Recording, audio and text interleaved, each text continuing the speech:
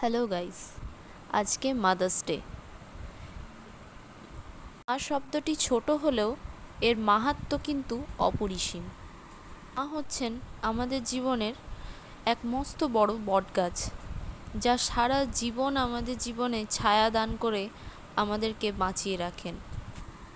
এই মা শত কষ্ট করে হলেও আমাদেরকে পৃথিবীর আলো দেখায়, নানা রকমের বাধা বিঘ্ন সহ্য করে আমাদেরকে পৃথিবীর আলো দেখায়। মা আমাদের জীবনে কতটা ওতপ্রোতভাবে জড়িত সেটাকে বোঝানোর জন্য আলাদা করে একদিন মাদার্স ডে পালন করার কোনো মানেই হয় না। আমার কাছে প্রত্যেকটা দিনই মাদার্স ডে।